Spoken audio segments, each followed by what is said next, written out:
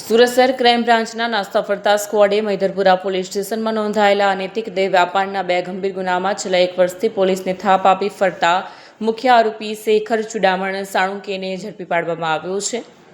પકડાયેલા આરોપી માત્ર દેહ વ્યાપાર જ નહીં પણ વાહન ચોરી, મોબાઈલ સ્નેચિંગ, ઘરફોડ ચોરી, રાયોટિંગમાં પોલીસ પર હુમલો અને ડ્રિંક એન્ડ ડ્રાઈવ જેવા કુલ 15 જેટલા ગંભીર ગુનાઓમાં પણ સંડોવાયેલો છે. આરોપી શેખર સાણુકે સમાજમાં પોતાની છબી એક સામાન્ય ભંગારના વેપારી તરીકે ઊભી કરી હતી. તે રાંદેર રોડ ઉપર સિલ્વર પ્લાઝા એપાર્ટમેન્ટમાં રહીને પાલનપુર પાટિયા વિસ્તારમાં ભંગારનો ધંધો કરતો.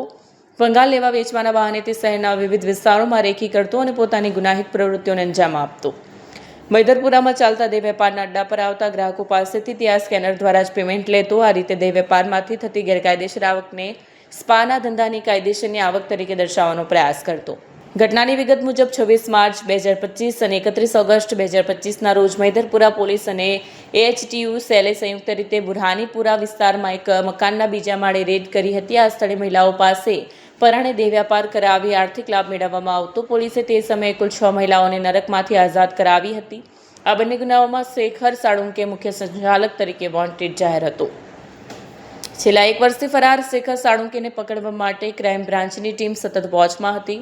બાતમી મળી હતી કે પાલનપુર પાટિયા 3 રસ્તા પાસે આવવાનો છે. પોલીસે ગત રાત્રે ચોક્કસ પ્લાનિંગ સાથે તેને ચારે બાજુથી ઘેરી લીધો અને નાસવાની તક આપી નહોતી.